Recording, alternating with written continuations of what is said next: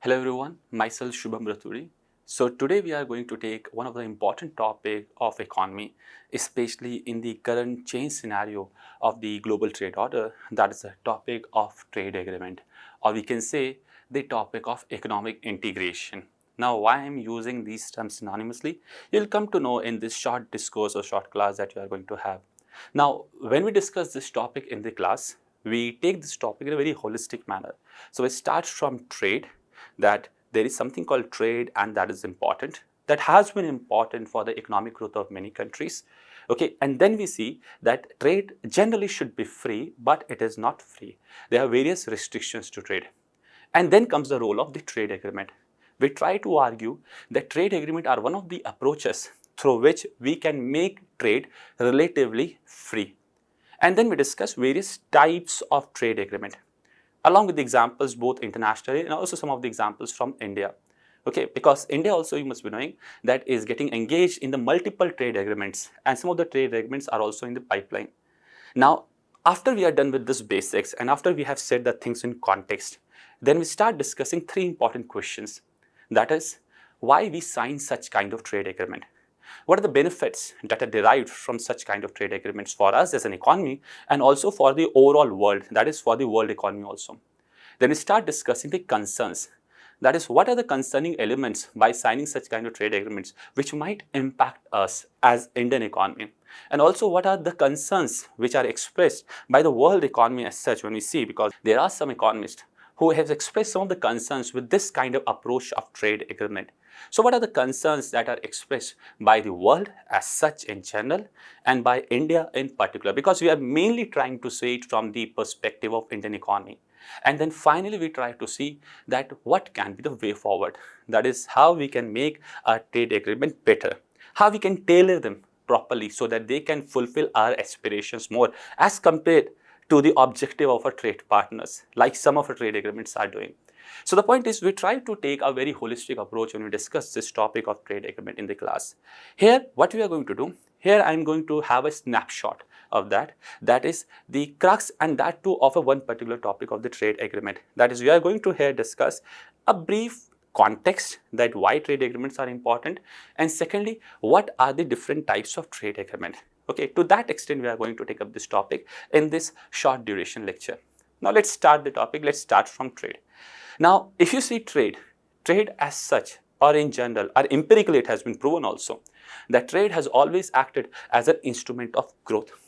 If you see empirically, historically, the development of the various countries, so starting from the Industrial Revolution, later on the colonization that was taken up by the UK and other European nations, then later on, if you see the US, the growth of the US in the interwar period and even after the post-Second World War, then you see when the growth shifted towards East, that is the growth of Japan and Korea in the 60s, 70s and 80s. And then you see the growth of the East Asian nations, and later on right now, the kind of juggernaut that you are able to see of China. You will find out one commonality in the growth of all these countries. That is, all these countries' growth have been somewhere being powered by trade. So trade is something which is quite crucial if you want to have an economic growth, especially the kind of economic growth that has been seen by such kind of countries. So see, growth can come from within, it can be domestically driven, or it can come from external engine. That external engine is something that we are talking about trade, and an instrument for that, that is the trade agreement. So trade is something which has been important, and it has been important historically. Now, trade is also important because see, when the countries stop producing only for itself and also start producing for the world, there are various benefits that they derive. For example, they are producing a large scale. So they are experiencing something called economies of scale. So per unit cost of production is coming down. That is powering their competitiveness. Not only that, when they are doing the same thing again and again, they are also experiencing something called learning by doing. They are getting specialized in the same thing. And if you read some of the economists, especially the historically, right now the situation has changed. Okay, but if you read historically the economists, for example, Adam Smith, now how and why they were saying that free trade is better and trade is important. Okay, they give an argument, Adam Smith or the people who are following the Adam Smith, for example, Ricardo, they give an argument called comparative advantage. That is, they say that the resources or the natural talent or the efficiency of some of the countries, okay, is better utilized if they do the same thing in which they are especially placed. That is, in which they enjoy some advantage or something called comparative advantage. So, for example, if India is good in doing pharma, if India is good in doing leather industries, if India is good in doing, for example, services, if India is good, for example, in doing textile, so India should devote all of these resources in these sectors instead of doing everything. If China is good in doing, for example, semiconductors, China should do those things instead of doing every other things. So if every other country, and there are around 200 countries in the world, if every other country start devoting resources for the things in which they are best, then definitely the world will become a better place. But along with that, what is going to happen? That is, along with doing the things in which they are best, the borders are also open. That is, trade is happening free. So for example, India would get whatever we are best in doing it from ourselves, and whatever is best across the world, we can import it freely. So every other country will have greater prosperity if they are doing the things in which they are best and the borders are free, that is, trade is free. So every other country is getting some kind of economic upliftment and they are in a better place. That is the argument. That is why trade, and especially free trade, is important. Now, but we know one thing, that there are various reasons why countries don't want free trade. These reasons might be political sometimes, these reasons might be strategic sometimes. Maybe we don't want our neighbor, which is not very good with us, to give them free access to a market. Or that reason sometimes might be economic, in the sense that we think that our industries are not enough or not have come to that much level that they can easily compete with the trade partners. So we want to give some time to our industries to grow up, because we think that they are still at the infancy stage. They're still infant. They're still not grown that much. Now, if you know a bit of economy, you must be knowing that from 1947, the time when we started, especially from 1950 till 1991, we were following this approach only. That is, we were sheltering our industry. We were not allowing them, India was not allowing them to freely compete with others, and we were not allowing the competition to come to India. That is, we were restricting our trade. So there are various reasons, okay, that why trade is not free. So we are starting that trade is something which is important. Historically, it has been proven important. But for many countries, okay, and many countries do it, indirect or indirect way, we will see that. Okay, for many countries, they don't want trade to remain free. There are various reasons why they restrict trade. And they restrict trade mainly by putting various restrictions on that, and those restrictions generally are called trade barriers. So if you see the things that the various countries, including India, including US, okay, European nations, all these countries try to put various restrictions on trade, which are called trade barriers. Now, trade barriers can be of two types. Generally, we can divide them into two types. That is, one is tariff barriers, TBs. Another is non-tariff barriers, NTBs. So various restrictions are put on trade, and I told you guys that there are various political, economic, and strategic or national interest reasons why they put with these kind of restrictions. They can be in the form of tariff, they can be in the form of non-tariff. For example, the kind of import tariff as an instrument that is used by Donald Trump right now. Okay, such kind of barriers are called tariff barriers. Means they are tax-related barriers. So Donald Trump is not saying that I'll not allow your goods to be imported in US. They're saying, okay, aap la jao. You can bring your goods to US economy. But the point is, or to US market, but the point is, I will impose additional taxes. Such kind of barriers are called tariff barriers. But there are also some other kind of barriers which are apart from tariff, and we'll classify them as non-tariff. Means they are not tax. They are for some other subjective, opaque, less transparent reasons. Okay. So for example, the countries might say that I'm ready to trade with you. But the point is that trade should not be hazardous for my plant, animal, or human health. It's not that under the guise of trade, under the reason of trade, you're exporting something which is hazardous to my country. So I am having the right to put restrictions on the trade, especially with you, because I don't trust your goods, maybe. Okay. So the point is, such kind of barriers are called sanitary and phytosanitary barriers. So sanitary and phytosanitary measures, or SPS measures. So here we'll say that such kind of barriers are called non-tariff barriers, because they are not directly imposing tax. They are using some other reasons apart from tax so as to restrict trade with you. And what is the reason here? That it should not be hazardous for my plant, animal and human health. Sanitary and phytosanitary measures. If you are trading with me, I am open to trade with you. Another one, if you are trading with me, I am open to trade with you. But the point is, you have to meet certain technical specifications. Okay, such kind of barriers are called technical barriers to trade. For example, proper labeling of goods, technical barriers to trade, TBT. I am ready to trade with you, but only till a particular limit. Such kind of barriers are called import quota or quota measures. Again, they will come under non-tariff barrier. I am ready to trade with you, but you will have to take a license. So such kind of barriers, again non-tariff barriers, import licensing norms. I am ready to trade with you, but the point is, the goods that you are sending to my country, okay, should not be releasing too much of carbon emission, or should not have been made or produced by clearing down the forest. So European Union is specifically using these kind of norms these days. So for example, we can say that carbon emission measures or carbon emission norms or deforestation norms, again they can come as a reason or excuse to restrict trade with other countries. Again, they are non-tariff barriers.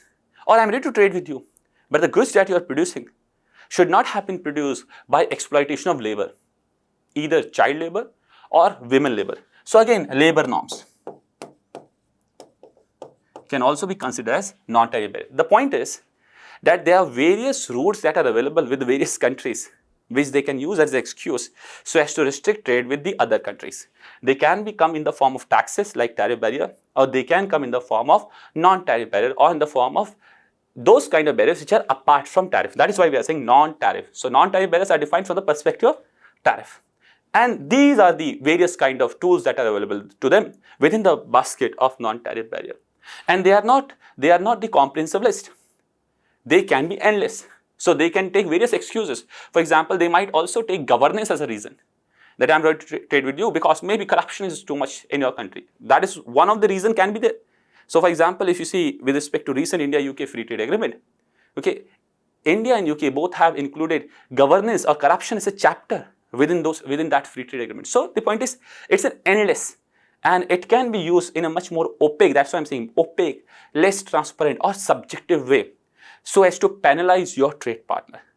These are allowed by WTO. So WTO says that you can use it, but the point is they are used quite subjectively. So what we are saying, if you consider the story now, trade is important. It has been proven to be important. Okay. Now that importance of trade is something which is accepted, but the point is that comes only when trade is considerably free. But over time period we have found out that trade is not free, and there are various restrictions to trade in the form of tariff or non-tariff barrier. Bring in here the tool of trade agreement. So if there are various restrictions on trade, then trade agreement can help us here. Now the point is, if there are various restrictions, then if we have to make trade free, then we can make trade free by reducing these restrictions. This restriction can come in two forms. Either we can reduce these restrictions through multilateral efforts. I'll tell you what is that. Or we can reduce these restrictions through bilateral or regional efforts. So for example, either all the countries, for example, the countries which are under WTO, so there are more than 160 nations, all the countries are coming under the umbrella of WTO and saying that let's have an agreement by consensus. And all of them are agreeing to reduce the tariff or non-tariff barriers. So either that approach can be there, that approach will be called as multilateral approach. So the approach under WTO will be called as multilateral approach, especially if all the nations by consensus are signing the agreement. Or few of the countries or 2 or 3 countries can come together and can reduce the restrictions on trade. That will be called as bilateral or regional approach. Right now, if you see the kind of scenario that is working in the world, that multilateral efforts are not working quite well. That is, we have to reduce the restrictions on trade, but for that, multilateral efforts are not that much forthcoming. Because those nations who brought in WTO, they found out that their interests are not being served right now under the Operation WTO, rather developing countries' interests are served more. So what they are trying to do? They are trying to scuttle, okay, the working of WTO. They want to stall that process. Now, but the point is, simply because you stall WTO or multilateral efforts, for example, developed nations are stalling it, simply because you stall WTO, that does not mean the countries would not trade. They are trading. They are reducing the restriction. But through which way? Through this bilateral or regional effort. And one of the examples for that becomes trade agreement. So different countries are coming together and trying to reduce the trade restrictions amongst or between them through an instrument called trade agreement. So what we can say? We can say trade agreement is an arrangement. Okay, trade agreement can be seen as an arrangement between two or more countries where they agree to reduce or eliminate restrictions on trade so as to promote what? Freer trade. Freer trade. Because see, again, the idea of absolutely free trade is something which is a utopian vision, which will hardly happen. But yes, we can make trade a bit freer, relatively free. So they are trying to have an arrangement between each other or amongst each other and trying to promote the idea of freer trade. How? By reducing the restrictions on trade, by reducing these trade barriers. Now, there are various ways in which they can do it, and there are various types of trade agreement. There we are coming to the topic, core topic. There are various types of trade agreement. So for example, if you see the types of trade agreement, for example, the trade agreements are like, number one, preferential trade agreement, PTA, free trade agreement, FTA, comprehensive agreements, and they come in two forms: CESA, Comprehensive Economic Cooperation Agreement, CESA, or CEPA, Comprehensive Economic Partnership Agreement. CESA or CEPA, they are called as comprehensive agreement.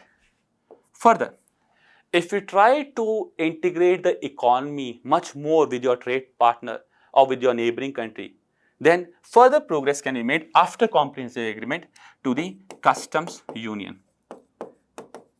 So if you see, the progress is being made through PTA, then further FTA, then comprehensive agreement, and then customs union. We'll see what is that. Then further, if you have to make progress, then it can be in the form of common market. And finally, the highest form of economic integration, okay, or the way in which you can trade or integrate with other economies right now which is existing in the world, is of economic union. Economic union. So if you see the ways in which the economies can have trade agreement or can integrate with each other, there are various ways, and this is a kind of ladder approach. So we keep on moving from PTA to FTA to CESA, CEPA, to further to custom union, to common market, and to economic union. So the basic form of economic integration starts with PTA. Then if you add few more things, it becomes FTA. If you add few more things, it becomes CESA or CEPA. If you further integrate, it becomes custom union. If further few more things are added, it becomes common market, and further it becomes economic union. Now what all things are added, that we are going to see. So the point is, in one way you can say that FTA is better approach than PTA when it comes to integration, trade integration. The CESA or CEPA is better than FTA. Common market is better than custom union, and economic union is a supreme form of economic integration, is better than common market. So in every successive step, we are trying to integrate economy in a much better way, okay, in a much holistic way. So that is, these are the various types of trade arrangements or the trade agreements, or I told you in the initial part, or the method of economic integration. Okay, now let's see one by one what they essentially try to say. For example, PTA. If you see PTA, PTA is a very rudimentary form of trade agreement, in the sense, it's a very basic in the sense that here in PTA we are trying to reduce the barriers on trade. We are trying to reduce the barriers on trade on few selected goods. So generally we don't take services, and within the trade barriers also, we are only taking about tariff barriers. We are not talking about non-tariff barriers. So in a way, if you have to explain that what is PTA, if you have to write the definition of PTA, we can say PTA are the trade arrangements or trade agreements between two or more countries in which they agree, okay, to reduce or eliminate, either they can reduce or eliminate tariff barrier on selected number of goods. I told you selected. Tariff barriers on selected number of goods that are traded between them. So PTA is a quite rudimentary approach. So it is not including services, it's not including all the goods, and it's not including non-tariff barriers. So it's quite selectively operating. So that's why we are saying it's quite a rudimentary form of trade agreement, PTA. So for example, India and Chile has PTA. Okay, so that is what is PTA kind of example. Or for example, we are also part of a PTA called Asia Pacific Trade Agreement. Okay, so the point is that some kind of PTAs, the PTAs are those kind of trade agreements in which there is a very basic arrangement that is done between trade partners. They agree for reduction of tariff barriers on selected number of goods that are traded between them. Now, this agreement operates only for those goods which are specifically mentioned. The things which are not mentioned will not become part of that trade agreement. Okay, so that is also important part here. Another one is FTA. If you go a step ahead than PTA, then we come to FTA. Again, the same kind of things happening. Some countries are coming together, 2 or more countries are coming together, and they are agreeing to reduce or eliminate. Agreeing to reduce or eliminate, but what? Trade barriers. So they can reduce tariff barriers. They may also have a consensus on reducing non-tariff barriers here. So they may agree to reduce or eliminate tariff or non-tariff barriers, not on selected now. Selected was in PTA, but on substantial number of items that are traded between them. So that is how it is different. So यहाँ पे selected. Here they were having an arrangement in which they were trying to reduce or eliminate tariff barriers on selected number of goods. Here they are going for substantial number of items, and that can include good, that may also include services. So both of them can be theoretically included. So if you see, the scope and the ambit of FTA is much wider than PTA. Okay, for example, India and Sri Lanka has FTA. Okay, it includes only goods, it is not including services. India and New Zealand, okay, they have signed FTA, it is including some services component also. So the point is that PTA is only goods, FTA can also include services, and both tariff and non-tariff barriers can also become part of that. That is what is we are widening the scenario. Okay, for example, the best kind of example if you see worldwide of FTA is, for example, like which was earlier called as NAFTA, North America Free Trade Agreement, is signed in 1994 between US, Mexico and Canada. Right now the name has been changed and now it has become USMCA, US, Mexico and Canada. So when Trump came last time, he tried to change the agreement along with its name and the provisions so as to make it more favorable for the US economy. Okay, so it is called USMCA, it's a worldwide recognized FTA. India Sri Lanka also has a FTA. Now, if you go further ahead, you come to comprehensive agreement. These comprehensive agreements are deeper trade agreements. So they are called deeper. Earlier one are called bit shallower. Why they are called deeper trade agreement? Because they include not only goods and services, but even other issues which have implications for trade between two countries or for economic integration between two countries. So for example, trade is not only about goods and services, trade is also about investment.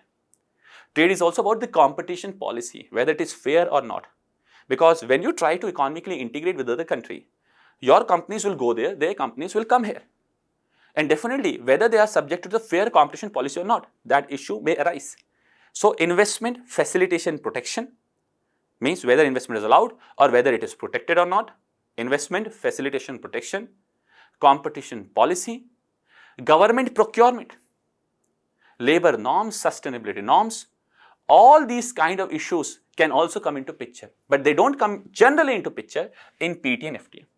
They will come into picture only in comprehensive agreement. So comprehensive agreement is further widening the scope of economic integration, and it comes under two flavors: CECA, Comprehensive Economic Cooperation Agreement, or CEPA, Comprehensive Economic Partnership Agreement. For example, India and Singapore has CESA.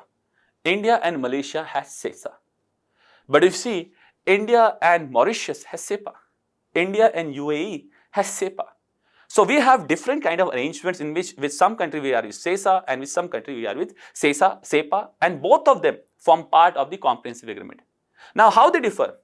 They differ in degree, they differ in ambitions, they differ in their comprehensiveness. So we'll say CEPA is much broader and ambitious than CESA.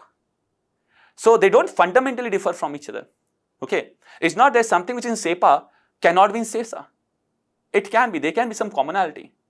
But one thing that will be common and one thing that will distinct them is that CEPA will always include broader set of issues as compared to CESA. So if you have to make an arrangement like this only, so first we'll write CESA, and then further if you try to broaden the issues, then it becomes CEPA. But one thing that is common in both of them is that they include things or subjects which goes beyond goods and services. That is, they are also including some other issues. And these other issues can be like investment I told you, competition policy I told you, or for example, the access to the government procurement market of your trade partner countries, labor norms, sustainability norms, those kind of deforestation and carbon emission I was telling you, they are sometimes called as sustainability norms. So those kind of issues are also covered in such kind of comprehensive agreement. Further go one step ahead and comes to custom union. In custom union now something else is happening. In custom union, what the countries are doing?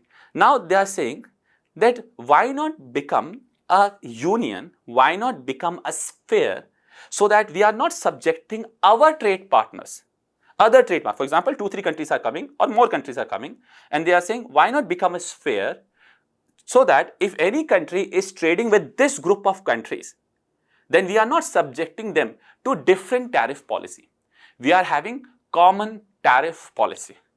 So in custom union, one key term that you will get is common external tariff. How to make sense of it? So see, if you see, let's suppose there are 3 countries. So I'm taking very basic example. Let's suppose there are 3 countries A, B and C. Now with this example, you'll get to know that what is custom union, how they operate, and how they differ from the earlier approaches. Okay. And definitely I'm saying that they are much superior, especially if you see in the ladder in the last slide, they are a bit superior because they cover now things much more comprehensively than the comprehensive agreement. So see, there are 3 countries A, B, C. Let's suppose initially all of them trade with each other. So all of them are having trading linkage with each other. But one thing is there, that is A was having trade with B, A was having trade with C. And let's suppose that each one of them were having different tariff rates that they were applying with the trade with each other. So for example, when the goods will move from C to A, assume tariff rate is 10%. When good is moving from C to B, assume tariff, additional taxes on imports is 15%. When good is moving from B to A, tariff is 10%. Now, let's suppose A and B have an arrangement, okay, and they think, why not sign a trade agreement? And they have signed some kind of trade agreement. For example, they might have signed PTA, FTA, CESA, CEPA, whatever kind of trade agreement they have signed. And they are saying now, let's sign a trade agreement, let's reduce this tariff rate to 0. So they have reduced the tariff rate to 0. So trade has become free from the perspective of tariff. Trade has become free between A and B. Okay. This is what happens in a kind of trade agreement like PTA, FTA, CESA or CEPA. So trade has become free between A and B from the perspective of tariff. But that in no way is going to guide that how A will behave with C or how B will behave with C. Okay. So the point is, how they are going to behave with each other, they have an arrangement for them. That is, they have a trade agreement. So they have signed a trade agreement, how they are going to behave with each other. But how A is going to behave with C, how B is going to behave with C, what kind of tariff rate A is going to impose with C, and what kind of tariff rate B is going to impose on C, that is not agreed. Okay. Now, this is what happens in normal trade agreement. Let's suppose now both of them have an arrangement, they are going a step ahead and they are saying, why not become a sphere? That instead of having a normal trade agreement, why not become a sphere? Why not become a part of a union? Okay, from the perspective of trade, we are becoming one entity. From the perspective of tariff, we are becoming one entity. Why not become a part of the union? So that if C has to export something to A, or to this union or to this sphere, or C has to export something to B. So if C has to export something to A, C has to export something to B or to this group, okay, it will be subjected to the common tariff. Now, for example, let's suppose this group of country decides that the tariff rate that we are going to apply is only 5%. So whether C is exporting to B, whether C is exporting to A, whether C is exporting to any country within this group, its exports will be subjected to the same tariff rate. That is what we are saying, that is what happens in custom union. Okay, so for example, India has an agreement with UK, India has a trade agreement with New Zealand, India has a trade agreement with Australia, India has a trade agreement with Mauritius, India has a trade agreement with Japan, Korea. We have a trade agreement with many countries. But in none of these trade agreements, there is an agreement that how we are going to treat other countries. They are the normal trade agreement in the form of CEPA mainly. So we have not agreed, we don't have any kind of understanding that how, for example, if you have a trade agreement with Japan, we have a CEPA with Japan. So Japan is not telling us that how we have to have a trade deal, what kind of tariff rate will apply on US or UK. And neither we are telling them so. So these are normal trade agreement. But if we have such kind of arrangement in which we are becoming member of this sphere, okay, or this union, then definitely other country can tell us. Because now we are commonly deciding what kind of tariff rate will apply to all other countries. Okay, so for example, there is an example of custom union. For example, there is a custom union that operates in Africa, that is South African Custom Union. South African Custom Union, SACU. Now it has certain set of countries which have such kind of arrangement. So South Africa, Lesotho, Namibia, Botswana, and earlier it was called Swaziland, now it is called Kingdom of Eswatini. Okay, so these 5-6 countries are there: South Africa, Lesotho, Namibia, Botswana, and Swaziland. Earlier, now Kingdom of Eswatini. So all of them are deciding what kind of tariff rate, okay, will be applied with any country which is going to trade with this union. That is South African Custom Union. That is what is the idea of custom. So it's a step ahead. Already goods and services are moving relatively freer, but now we are taking one step ahead. We are now becoming part of custom union. I hope you got this. That is what is custom union.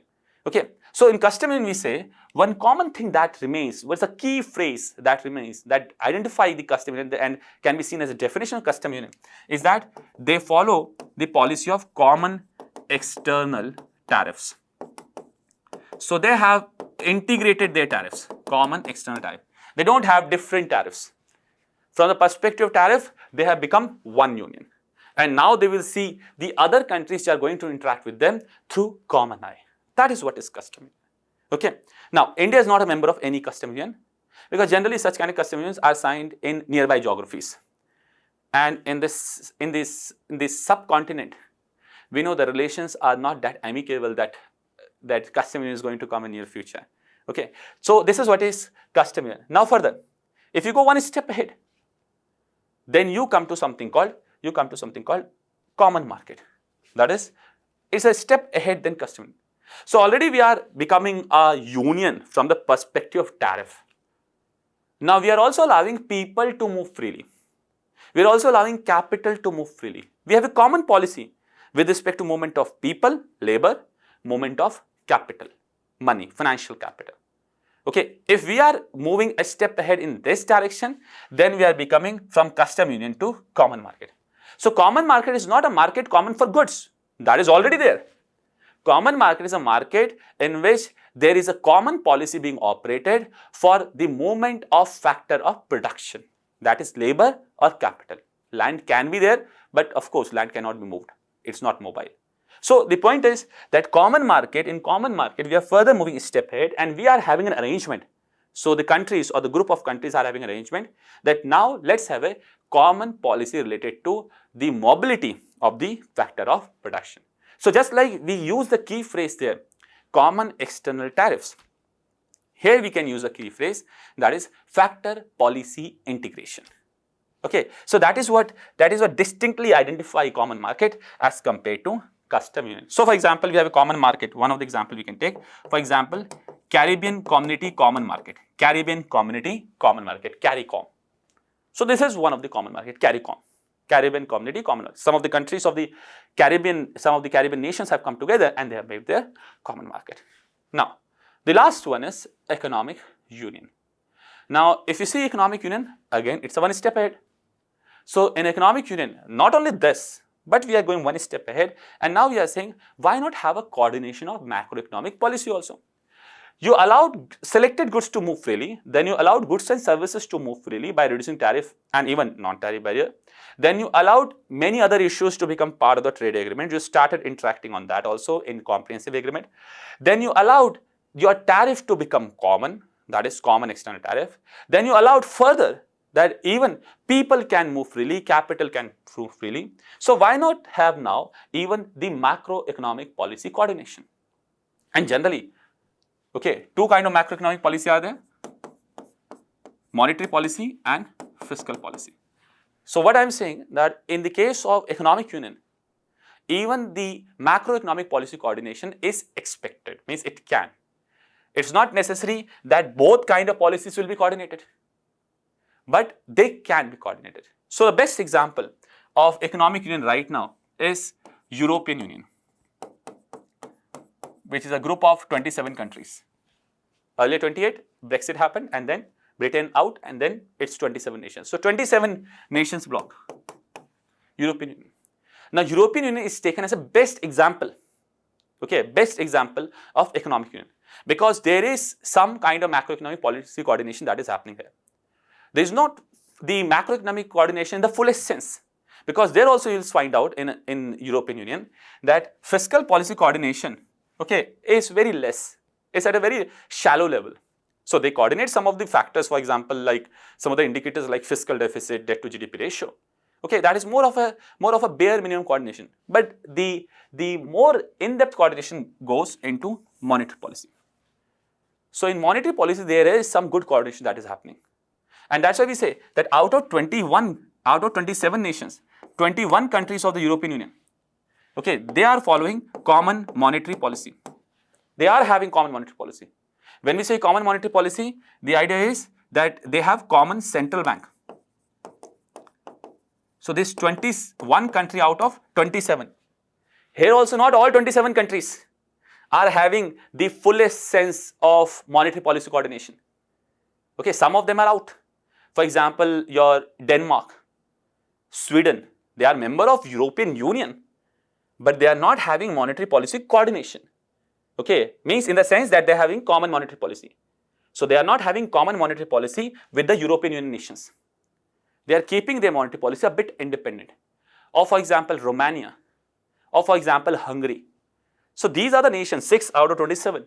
Okay, these are the nations which are keeping their monetary policy a bit independent as compared to other members of the European Union. So in European Union, we are saying, we are taking it as an example of economic union, and we are saying here there is macroeconomic policy coordination, and that coordination can be in terms of both monetary and fiscal policy. But fiscal policy, we have bare minimum.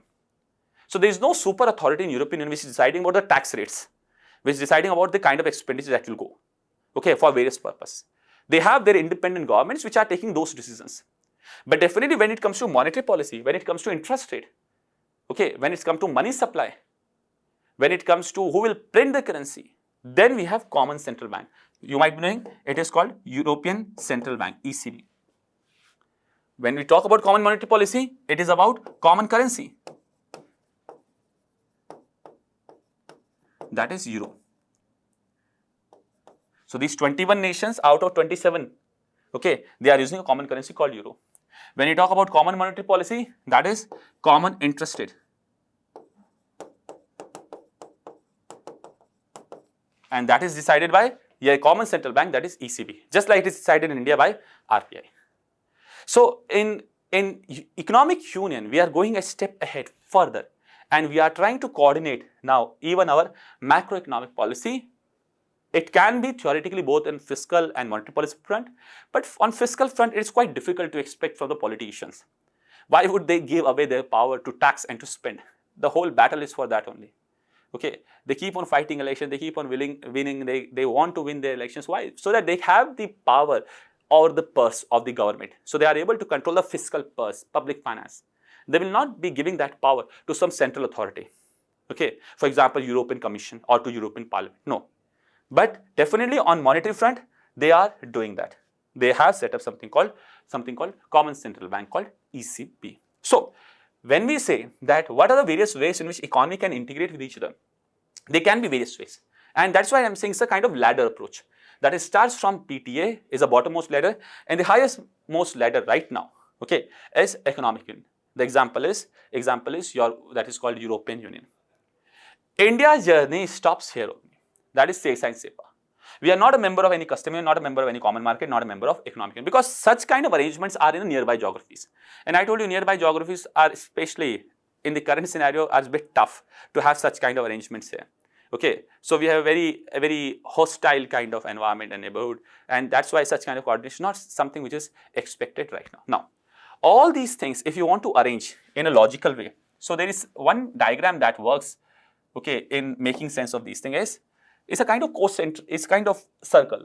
So if you see the multiple circles like this, so you can arrange all these things in this way. You can take the help of this diagram.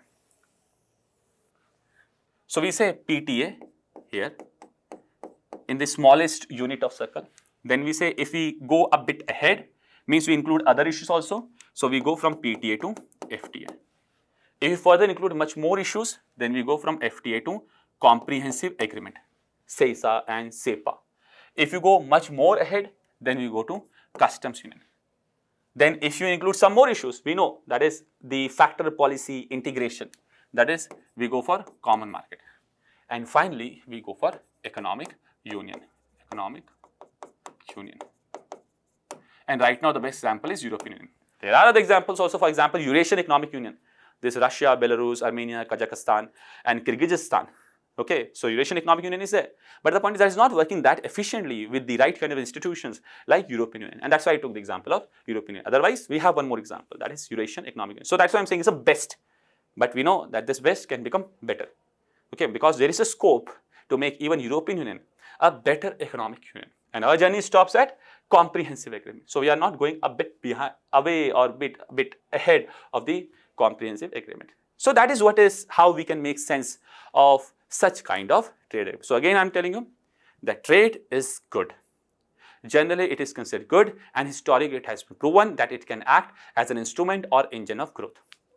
Various countries have seen their prosperities have been derived by trade, because when trade becomes free, they are able to export more. They are able to export across the world. And recently the example is of China. But historically it has been proven there are many countries that have done so. But trade is not free. That is, there are various restrictions on trade. Those restrictions on trade might come from various reasons. They come from economic reasons, nationalist arguments can be there, strategic objective, and sometimes pure political objectives. And these restrictions come in the form of trade barriers, that is tariff barriers and non-tariff barriers. Tariff mainly related to taxes, non-tariff apart from taxes. Okay, if we have to reduce these restrictions and we have to make trade a bit freer, then we can have two approaches. Either go multilaterally, but multilateral kind of aspect is not working that much. Globally, the trade is in disorder. Global world order is in disorder, complete disorder. Okay, and we have seen, we keep on reading these kind of things. And one of the way in which they try to, means developed countries, especially US, try to create disorder is by scuttling the performance, okay, of WTO. So WTO is not working that much. So the agreements through consensus, through which we are reducing the restrictions on trade and making the trade freer, okay, those kind of agreements, multilateral agreements, are not coming too much. So then what is the reason, what is the alternative? The alternative is go for bilateral approaches or regional approaches. There comes the scope of such kind of arrangements, trade arrangements or trade agreements. And we know we can start from PTA and we go till economic union. Now, the next further discussion can be, that is, why we sign such kind of trade agreements. What are the benefits? And there are multiple benefits. Okay. Second is that what are the concerns that arise from such kind of trade arrangements? And if at all we have to see for our exam, we have to see the concerns, firstly, especially purely from the perspective of Indian economy, and then also from the general perspective. That is, what are the concerns that are expressed by the overall world economy also because of these trade, because it has implication for the world trade order also.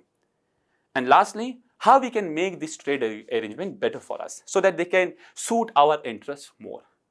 Now, that kind of discussion we can have on some other day. Okay, thank you. All the best.